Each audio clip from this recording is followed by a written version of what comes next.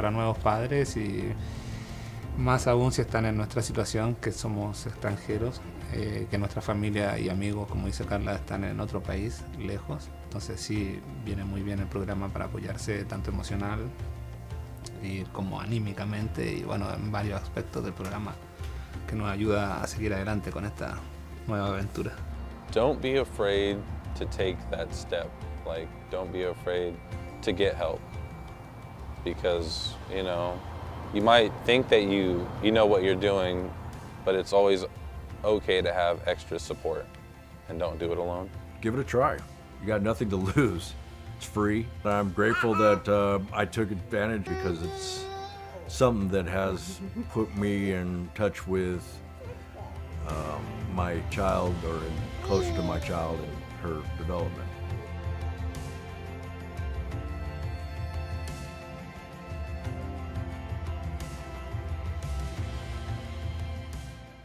Are you prepared? We're the Office of Emergency Services, and we're committed to providing the most up-to-date and accurate information so that you and your family can stay safe during an emergency. Visit MendoReady.org. It's our one-stop shop for emergency information. You can sign up for emergency alerts, find your pre-established evacuation zone on our current emergencies map, and find hazard and preparedness information. Imagine you're faced with a disaster such as a wildfire, and you're ordered to evacuate. I'll bet you wish you had more time in that moment. Now's your chance to buy yourself that time. Sign up for Nixle and Mendo Alerts on our website, MendoReady.org. Do it today.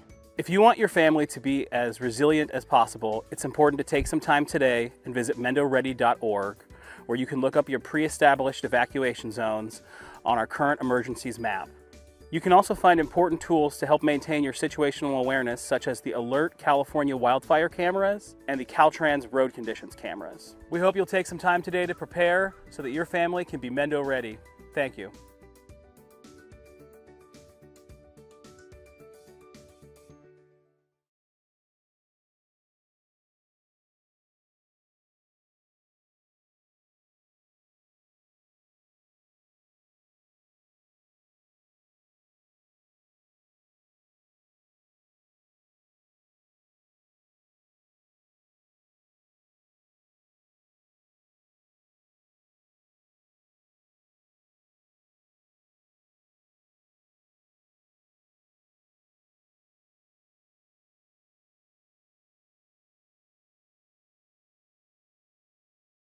Good morning, everyone.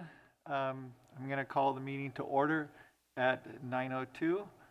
This is the General Government Committee on December 18th, 2023. Clerk, could you conduct a roll call? Chair Hashak. Here. Supervisor Mulhern. Here. Okay, Stephen Amato, would you like to lead the pledge? Yes.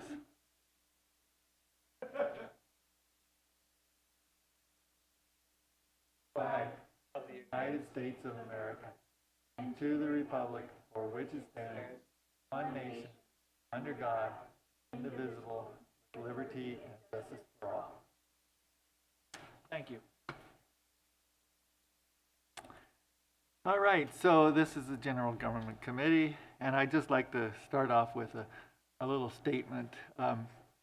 So, the Mendocino County Cannabis Department mission statement says the Mendocino County Cannabis Department's mission is to issue cannabis cultivation licenses in accordance with regulations as approved by the Board of Supervisors and ensure that all program cultivation sites comply with all applicable environmental, community safety, and regulatory performance standards.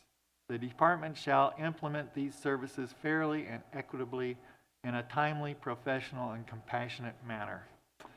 So, I know this is a General Government Committee, but we seem to, all year long, we've only had issues that dealt with the Cannabis Department and the program. So I want to take some time to review the work that has been done this year. It is quite remarkable, and it is time to take a breath, reflect, and celebrate and appreciate what has been accomplished. This is the General Government Committee. During the last year, the Mendocino Cannabis Department has been transformed.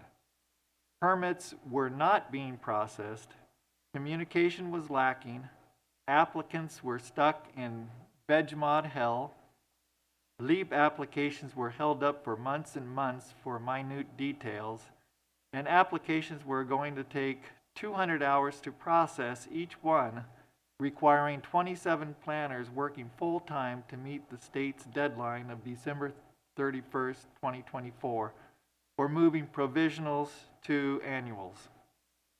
The department didn't even have a mission statement, yet was projected to have 22 positions. The department moved from Ukiah to Willits and then back to Ukiah. Everyone paying attention was frustrated. That was the situation.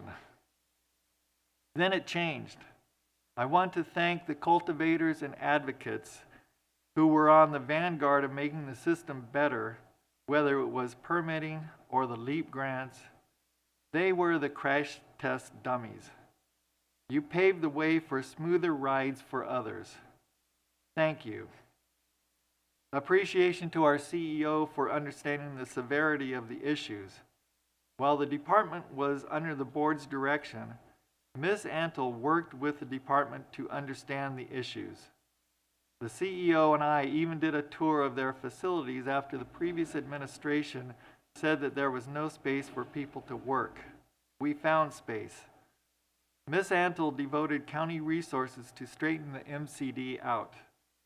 She offered Deputy CEO Steve Dunnicliffe to be the interim director and John Burks to do a departmental review. With those two focusing on the issues, the culture, the production, the system started to change. I really want to thank the MCD staff for hanging in there and being stellar public servants. Sarah McBurney, Trish Tracy, David Strock, Gabby Eaton, Casey Miller, Tara Ryan, Heidi Cromwell, and newcomer Brent Albrecht. You know, thank you for your service to making this really a high-functioning department now. Permits started to be issued. We went from a stagnant 125 to almost 400 in the last 8 months. In November, 67 permits were issued. VegMod hell has been dealt with and people are being permitted. The poster child for VegMod hell, the removal of 1 or 2 dead trees for safety issues, finally received a permit. A special meeting of the GGC was held in April to come up with ordinance changes. Those were then passed by the board. Working with the Department of Cannabis Control and County Council, pathways to permitting were identified and streamlined. Instead of 200 staff hours to process a permit, we got the hours down to 25. Instead of 22 positions needed, we got it down to 7. This all results in a reduction in overhead cost. The GGC proposed tax relief, amnesty, and a payment plan which were then passed by the board. We proposed 5-year renewals instead of the annual, which is before the board on January 23rd. Sensitive species and habitat reviews are moving along now. There are training materials published on the website. Acela software is in place. The LEAP grant was audited by the state, which took staff time. LEAP has distributed over $5 million for waivers and direct grants. The money was distributed on time. The round 5 of the LEAP funding grant was submitted just last week. Thank you to staff and advocates who worked together to make this a better, more competitive grant application. The department even has a Gantt chart which shows that the deadlines will be met if we keep on the path we have set. The budget last year was projected to bring in $1.5 million in cannabis taxes when it actually brought in $3.1 million. Working with the Department of Cannabis Control, an environmental impact report is being done. More ordinance changes are being proposed to the board. It is my understanding that the leader of the Mendocino Cannabis Alliance, Michael Katz, will be leaving to take care of family. I have worked with Michael on probably all of the previous issues and many before that. He has represented the cannabis community with honesty, intelligence, and incredible passion. The community has been well served by his leadership. Best wishes in your next phase of life. And we welcome Stephen Amato as the new leader of, president, I guess, of the Mendocino Cannabis Alliance. So the Mendocino Cannabis Department is working smarter, more efficiently, and customer service is better. There will always be issues, but the department has been working with the cannabis community to share knowledge and insights, create better, more efficient systems, which benefits the county and clients. On behalf of the General Government Committee, we are grateful for the work that has been done, the people who have been working on resolving these issues, and look forward to brighter days ahead. So thank you. So, with that, did you have anything to add? No, I agree with, the sentiments that we've come a long way. And I think that I was just sharing before the meeting. I think the more that we can let our community know how many people are getting through the process and that the cannabis industry is working hard to withhold the market as well. I think if we can offer a little hope as we go into 2024, that would be great for everybody. All right, so then we will go to item 2A, which is discussion and possible action, including providing recommendations to staff and a referral to the Board of Supervisors recommending approval of the County of Mendocino Cannabis Department monthly update for October 2023. And if we could take that with item 2B, which is the same except for the monthly update for November 2023, then I'll just hand it off to you. So we'll do 2A and 2B simultaneously. Perfect. Thank you, and good morning, supervisors. So yes, we did submit both the October and November report. We wanted to ensure accurate record keeping and have both of those on file for historical knowledge and just for look back if anyone needs it. Our October issuance overall was 63, and our November issuance went up to 67. For this month, the department has identified and started a review of 204 applications without record of DCC licensure. As we continue review of these applications, we ask that applicants please keep an eye out for documentation requests from the department to continue a smooth review process. Initial review correspondence will be sent via email, and the department actually did send out emails last Monday to all 204 applicants. So we've gotten some responses back, so thank you, community. During the month of November, we saw a slight uptick in non-responsive applicants. So we went from 10 for October to, I believe, 7 in November. So thank you guys for keeping an eye out. Our site inspections, the aerial pilot program completed in October. The department is working with Planet Labs on a comparative analysis for on-site versus remote inspections and hopes to have those results soon. For our EIR, we currently don't have any update, and we will keep everyone posted. Our ordinance is waiting the first presentation on January 23rd, as Supervisor Hashak stated. Our LEAP audit, we did a closeout of rounds 1 and 2. We identified a total of $418,526.20 that was processed to return for GoBiz during the month of November. LEAP round 3 is still under review. The department anticipates a total of $54,819.39 in direct technical assistance that will likely be identified as needing to be returned. All of the $54,000 did come from that direct technical assistance bucket. The department, in collaboration with MCA and Hannah Nelson, has been working diligently on the round 5 application and was submitted to the Department of GoBiz on last Thursday before the application deadline. We requested a total amount of $2,999,934.69. Part of the application included new equity criteria. If approved by GoBiz, the department will reopen an eligibility window for all interested applicants. So that would include those who qualified under the 5 mile or any new applications as well. The department did hold an eligibility window for equity applicants who qualified under the current criterion of being an individual who has obtained or applied for a cannabis permit in Mendocino County and was arrested and or convicted of a non-violent cannabis-related offense. We were able to extend the window. We ran an opening from November 6th to November 24th.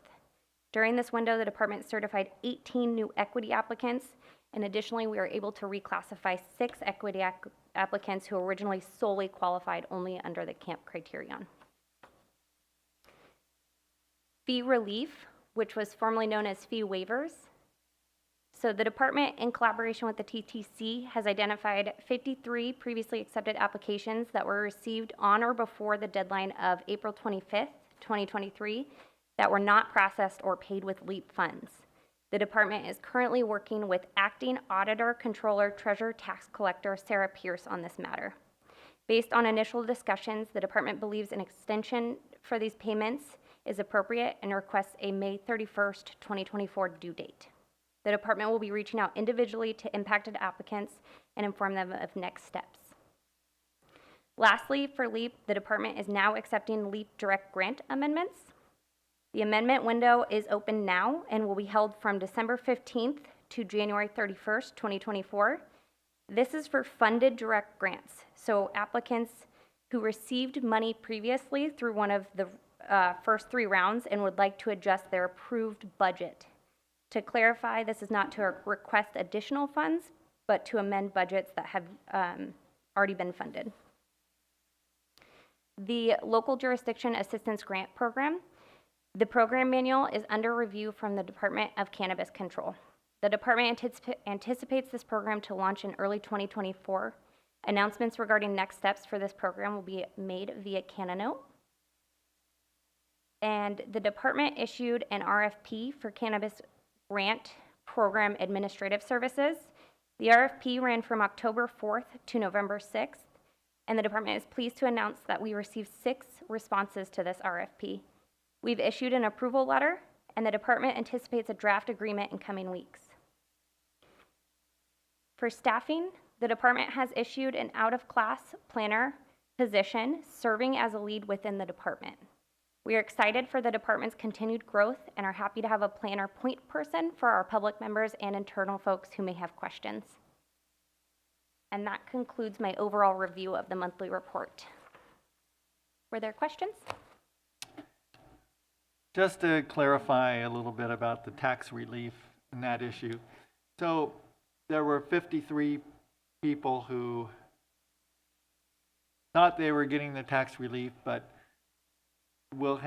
weren't because of some issue that went on with that list of people. And so they will have until May 31st to pay those taxes, but the hope is that with the new round round 5 of the LEAP funding, that will be able to fill that gap and pay off, and those will be the top priority issues of paying that tax relief for those 53 people. Yeah, and to clarify, it's 53 applications and it's 37 applicants. Okay. So a couple of folks submitted a couple different tax relief waivers. And so with that, with the deadline request of May 31st, the hope is when and if we receive round 5 funding, that portion of funds could be set aside for those folks to ensure that it's covered if they choose to apply. Right, and the total amount was about 100,000? Correct, a little bit over. Okay, and so with the round 5 of the LEAP, that we submitted it on the 14th, and then we will hear back whether we were approved or not by January 31st? I believe that's correct. I can check the exact date, but I believe it's January 31st. And then if we do get it, then we should be able to start processing this tax relief within the next couple months after that? That is correct. So if we do receive our awarded round 5 funding, funding would be made available to our community members starting in April. Okay, because these are people who've already been designated as eligible. And that would give us a couple months before that May 31st to work out that situation. That is correct. Okay, very good. And then with the LJGP, well, let's see, the RFP, and it was issued to Tetra Growth Systems. Is that just for the LJGP, or is it for the LEAP, or, because we have direct grants in both, and so what is the purpose of this RFP? The RFP that the department issued was a generalized RFP. And with that generalized RFP, it is applicable for our grant administrator to work on any grants that the department may have, as long as we can find funding within those grants. So Tetra could potentially work on our LEAP Round 5 grant. If we decided to incorporate their administrative services into the local jurisdiction assistance grant program, during our amendment, we could amend some work for them as well. And then any future grant opportunities could be presented to them as well with how the generalization of the RFP happened. Okay, and one of the issues that we saw before was this kind of unfamiliarity with the rural situation of Mendocino County by Elevate. And do you think that Tetra has that experience, and can you talk a little bit about that? Yeah, absolutely. So with Tetra Growth Systems, they distributed a really well-versed platform and knowledge for rural communities as well as urban. So I think that the department has learned a lot. Lessons learned, I think, are our best move forward plan. And so that was one of our really big scoring criteria when evaluating all 6 responses for the RFP.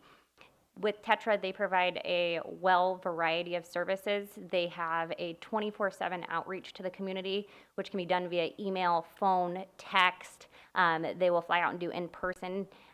They will really do their best to reach our community and understand that, sometimes we're out cultivating, we don't have access to our Wi-Fi. What kind of communication can we have? There is a platform in which, community members can reach out to them and then have a time to get back to them.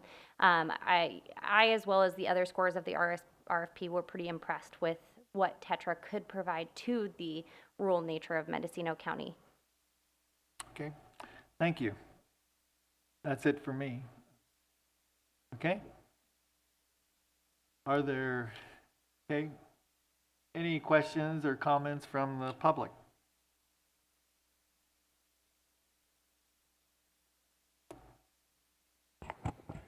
Hello, I'm Stephen Amato, the new president of the Mendocino Cannabis Alliance.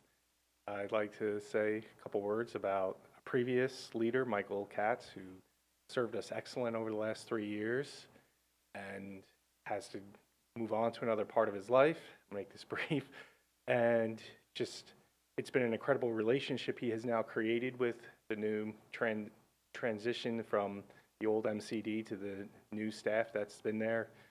On a personal level, speaking outside of being a representative of the MCA right now, I am a cultivator, and I have experienced just a real pleasant experience. It's been fantastic. I feel like I feel united that people are working with me rather than trying to I got you or against me in any way. And I encourage the public at large, any cultivator or anyone in the cannabis industry, to please feel free to communicate with the new MCD, that don't be afraid, don't feel like you can't ask questions and work with them. They're here to help, and they really are. The customer service has been excellent.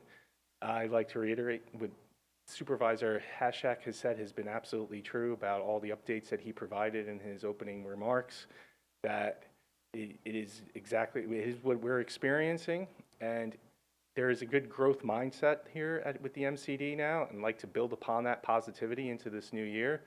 But one of it, which being, we request as the MCA that we've seen as we had diligent work from particularly Michael Katz and Hannah Nelson in helping to get this LEAP application, into the deadline. We just asked if we could have as much time as possible on some of these issues that come upon us. We had a couple more weeks. We could have had even more robust, communications and language put into that application that may have helped ensure us getting granted those funds that are critical to our community that we've all identified and we understand. And as we move forward, even when it comes to agenda items, the more time we have to prepare, the more we can collaborate and work together. I mean, that's something I'd like to really see as president now. The MCA is trying to really unite our community that I feel has been fragmented over some of these controversial cannabis topics over the years and battles and wars. And yes, I do feel like a crash dummy. That was an excellent way to describe the process that we've kind of gone through. And maybe we're entering into a world where we're going to be really doing real business now and real processes and like I said, working together. And because cannabis is such a critical prop in our community, and it's more than that. It's our culture, it's our identity, and affects every business from hardware stores to soil sellers and just bringing in business in general into our community and commerce. Banking has even seen a significant decline in account deposits and such in our community that it's a resource we really need to keep this energy and keep fighting for and keep making sure that we succeed. We've had some market conditions that are outside of what, the control of what our county government or any individual can do. But, the more we can work together and more we can identify issues and where we can imply solutions, the better we can possibly be and to a greater success of this county as a whole, above and beyond. And, some of our neighbors have made some mistakes. We've made some mistakes. Let's learn from them. Let's grow from them. Let's not point fingers at each other, and let's not look back at what happened in the past. I like to just look forward. I mean, this is the time of year everyone puts their New Year's resolutions. I know mine is, to stepping up, as I'm on a volunteer basis here for the MCA. I work hard. I have a lot of business and commerce that I, engage in, but I just see the need that this is something that's just always going to be there. Whenever you have a precious resource, it needs to be protected. We need to be vigilant, and we need to just work together as much as possible. And I'd like to just thank everybody that's here, that's shown concern, that has gone above and beyond, and didn't just, adapt policies that previous administrations have. And I look forward to working with each and every one of you. Thank you. Hey, thank you. Any other public comments on items 2A or 2B? Okay. Phone number ending in 5225. Okay. Caller, 5225. Yes, good morning. Yes, can you hear me? Yes. Good morning. Okay, hi, it's Hannah Nelson. Sorry, good morning. I'm sorry I couldn't make it in person, and it has no reflection on the importance of the meeting to me or the issues that are being covered. I totally appreciate the reflection of all of the accomplishments this year. I certainly appreciate the efforts of MCD, and of course MCA, but MCD in terms of the new administration and also the help from the CEO's office in helping that new focus and new staff and realigning old staff and really getting things going. So I very much appreciate that. I do want to speak to a few items that were mentioned specifically in this month's report with respect to state license letters that went out by MCD, which I think is excellent. Unfortunately, I think that there are still bad and old databases. I know that I had received copies of numerous letters asking for state licenses for people that had withdrawn. So I think that a continued effort and some resources in really trying to clean up the databases and correct maybe the improprieties of old information would continue to be a high priority, so that the efficiencies that have been gained can really carry forward. With respect to the out-of-class planner, it would be helpful to know who that is. So it'd be great to hear that, and we appreciate a point person. And then with respect to the LEAP issues, first off, I think I heard Sarah mention that the 5-mile classification, something about that, and I'm sorry I missed it, but I just want to emphasize that I think that going forward, that specific 5-mile classification is changing so that the state would hopefully accept a category that is similarly encompassing to people who have had experience and impacted by raids, but that the state would not reject. And hopefully we can get an update specifically about where some of the issues with respect to the LJGAP issues that were outstanding with the state, and when we're going to get the specific answers. Some of it had to do with criteria, some of it had to do with how long ago people can have expended money in eligible categories to get reimbursement, etc. The other thing is if the new eligibility window is going to open for round 5 for the LEAP, if we get it, then would that new eligibility round open before the LJGAP grant, so that people who have been caught under these changing definitions of eligibility would be eligible to have their verification processed, especially people who were just left in limbo for the past almost a year, and making sure that they benefit from getting verified, not just for future round 5 LEAP funds, but for the LJGAP grant that will open hopefully sooner than April, I think in January or February. And then finally, two short things. One is with respect to Tetra Growth Systems and the RFP. As an administrator, first off, I really applaud once again the forward thinking of doing an RFP that could encompass multiple grants. That is the kind of management and forward thinking that has turned MCD to a much more efficient office. And so I really applaud you for doing that. I would ask that the RFP scoring materials be made public, because there is such a mistrust of how things unfolded the last time and the inapplicability of the administrator that was picked. So that would be excellent if that can become public. And then finally, a personal note on the LEAP application for round 5 funding. And this is going to be kind of a sugar and spice comment. On the one hand, the process that we engaged in, we meaning advocates and stakeholders with MCD regarding the LJGAP grant changes and manual, was an amazing process, and it showed an immense amount of dedication to collaboration, and it was greatly appreciated. We all put in a tremendous amount of work, but it showed the level of collaboration that was ultimately, hopefully, leading to success.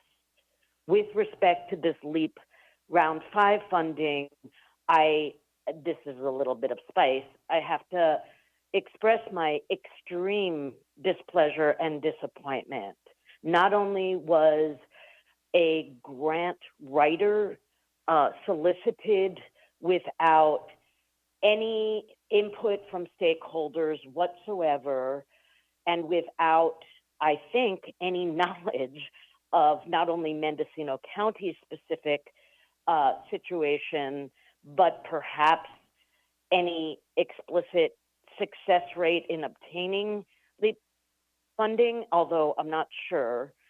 Additionally, MCD, unfortunately, uncharacteristic of all of the other improvements that have been made in this area, they really fell down on the job, unfortunately, and did not manage the contractor timelines well. And I don't know whether that's because the RFP was let out too late or was delayed by other county processes, or I don't know what it was due to, but it really needs to be corrected.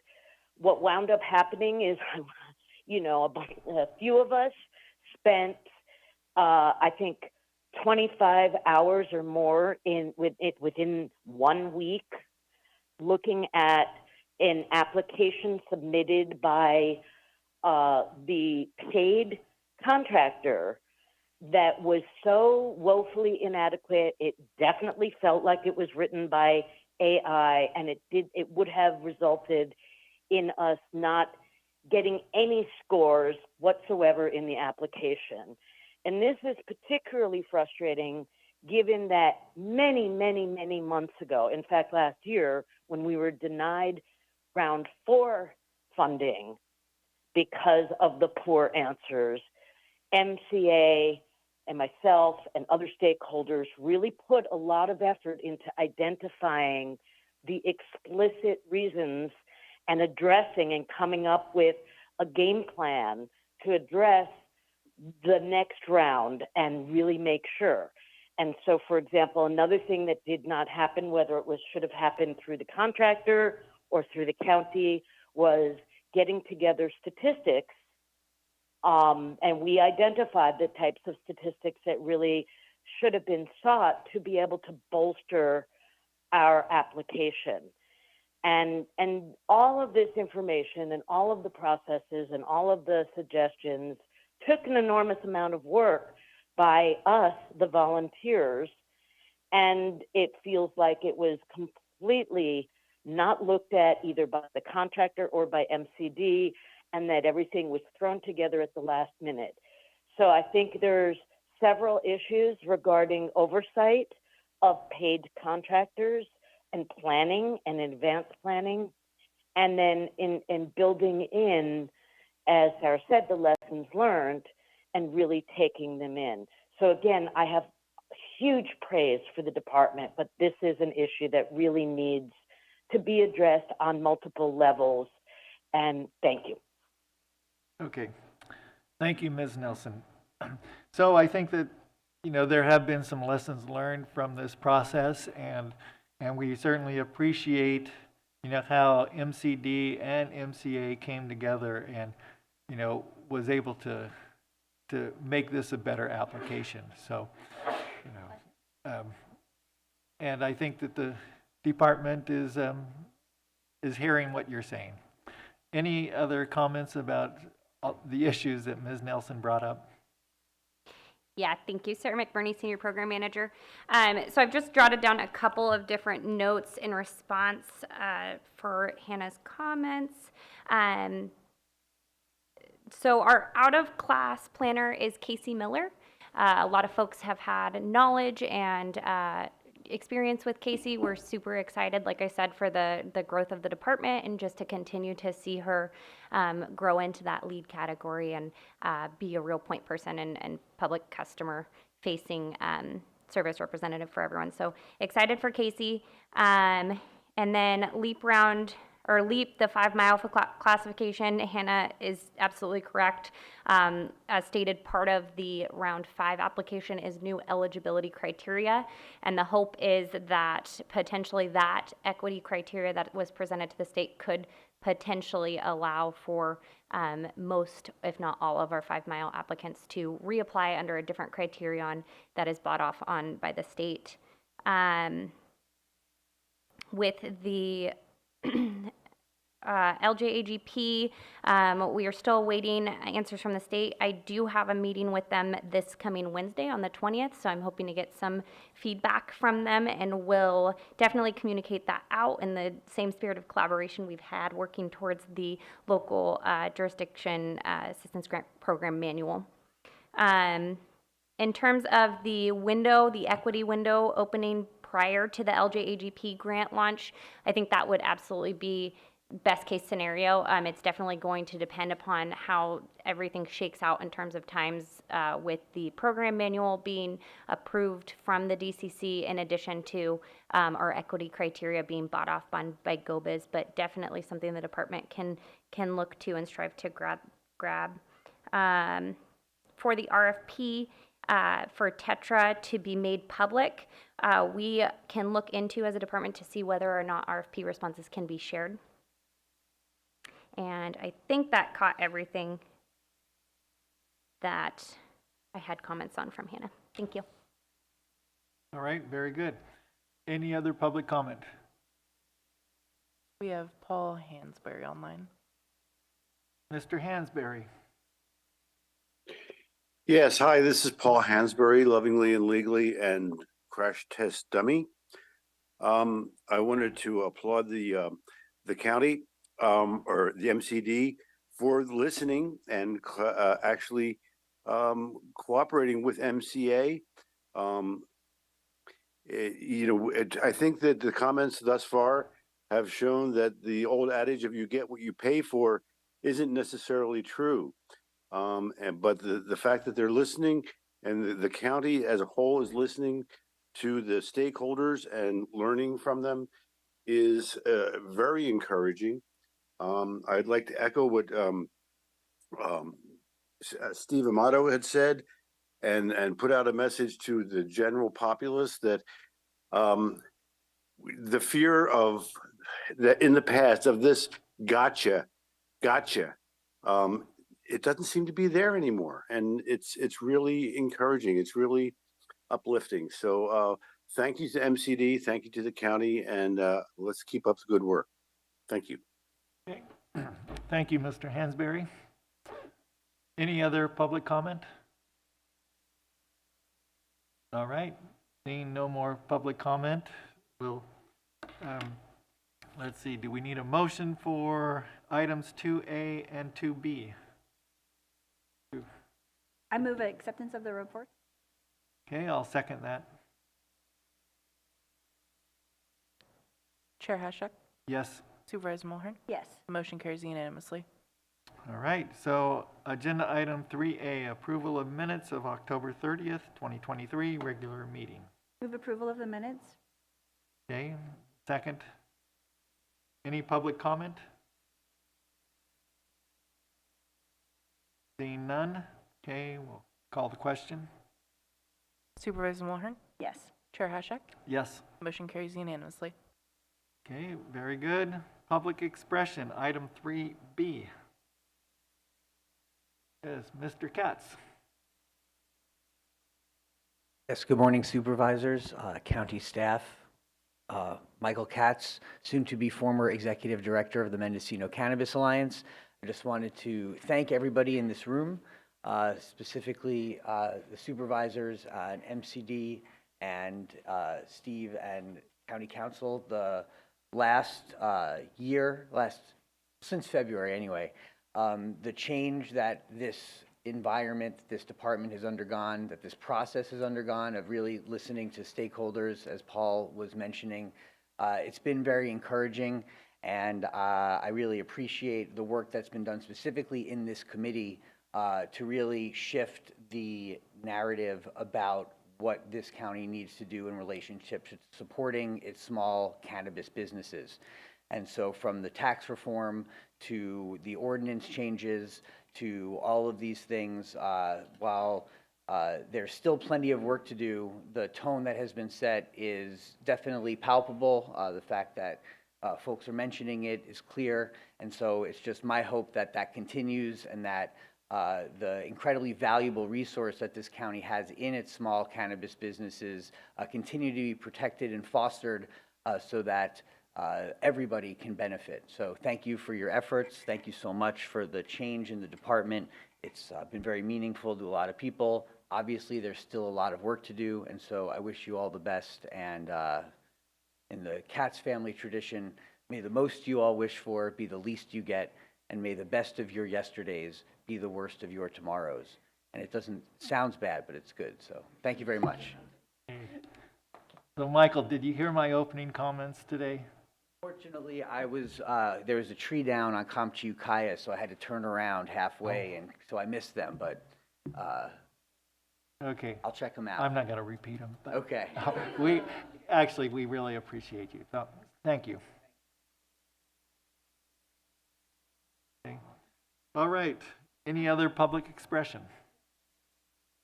I might as well talk since I came. Good morning, Chantal Seaman-Pietri with Mainspring Consulting. On the positive side, I also just want to acknowledge it's been fantastic to work with Michael.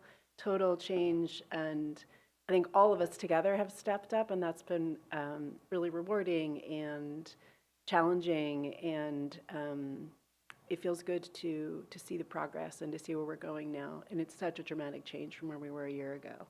It was a lot. These meetings were unpleasant a year ago, and they're much faster and more pleasant now, and that's a good thing. Welcome, Stephen. Really looking forward to working with you. I have one comment on a point which I bring up every meeting, which is the Sensitive Species and Habitat Review, Exhibit A document, which still incorrectly lists setbacks from streams and water bodies such as wetlands, and is still resulting now in 4-leaf contract planners automatically referring Phase 1 applications to CDFW for their review erroneously. I've been advocating for this document to be revised for almost 2 years. Hannah and I redlined redlined a version and gave it to the MCD. It went through Jeremy Nuss, I believe, who sent it to CDFW. I believe last time I asked about this when he was last here, we were waiting for CDFW to respond. And so I bring it up again. We don't yet have a revised version. That document in its current form is still being used by contract planners to do the sensitive species and habitat review, and it still continues to accumulate an overcharging of services and time and energy and misdirection and stress. So once again, I have a client who has a water feature that is exactly 100 feet or 50 feet, whatever it needs to be, actually according to the water board requirements, is who sets the standards for setbacks from cannabis cultivation activities from water bodies.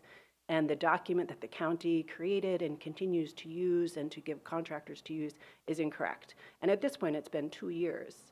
Like, what do we need to do to take a different action with CDFW in order to get them to make the revisions they need to do? The last couple of meetings, there's been a point of finger at CDFW. That's often the case, but it's resulted in 2 years of no action. So lots of progress, but there's still some loose ends out there that are continuing on the daily basis with contract planners. You know, there's nothing we can say to them. They're going off the document that is given to them by the county. So I ask for some sort of an update by the next meeting that there be some progress on that. Thanks. Okay, thank you. Okay. Sarah McBurney, Senior Program Manager. So yes, unfortunately, our answer remains the same. We are still awaiting CDFW feedback on that Exhibit A screening tool. We will absolutely follow up with them yet again and try to get a answer on our screening tool. Okay. And if you need any kind of assistance on that, let me know. Okay. All right. Any other public comment? Okay,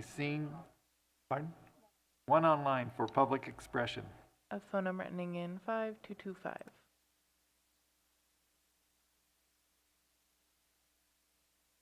Hi, it's Hannah Nelson again. Couple of follow-up items. One has to do with whether there's an enunciation of more specific timelines with respect to state feedback on the LJGAP issues outstanding, the timeline of opening of a new verification window, and the opening of the LJGAP grant application. And then I want to echo what Chantal said, that we, once again, we went through an extraordinary amount of effort to actually provide a red line.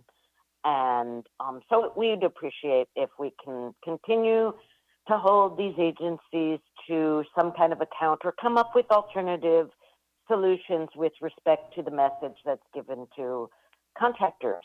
And I just want to say that I think that, I mean, I really appreciate everybody that works at MCD, but I think that Casey Miller is an excellent contact point and great choice. All right. So some of those comments about the deadlines were on your radar already, right? Correct, all three of them are. I Yeah. don't have specific answers. What I can say Yeah. is I do have the meeting with the DCC on 12/20, which is this Wednesday, so I'm hopeful that we receive some positive and proactive feedback with that. Okay. I'm back. Chantal Simon Pietri with Mainspring Consulting. Thank you, Hannah, for supporting my comments. And I just want to come back to the Exhibit A document, that I don't know that there is a need to have to go back to DFW for them to approve the red line, the entire red line document. Maybe we could go in a different direction. That's been so fantastic, is just to come up with an internal policy approach, which would be to just make the edit to that single one of the criteria and have it match what the water board criteria are and have been since the water board updated their materials in 2019. It's not a question that needs to go back to DFW on that one criteria. Overall, DFW should still, I believe, review and approve the document that screens who is referred to them or not, because that seems to relate back to the ordinance requirement. But whether, in order to make an immediate change so there is less auto-referring that is unnecessary, can we come up with an internal way to just edit that document and move it forward and give four-leaf contract planners that direction? It's really simple and clear in the Water Board Cannabis General Order. There is a table that says water course type, setback required, and the Exhibit A document can simply refer to that and insert that table and go with that. Thanks. Okay. All right, thank you for those comments. So, are there any other public expression comments? All right, seeing none. Okay, we'll move to announcements. No announcements except for happy holidays, everyone. Okay, we'll see you in the new year, and looking forward to good things. Okay. And with that, at 9:52, we'll adjourn the meeting.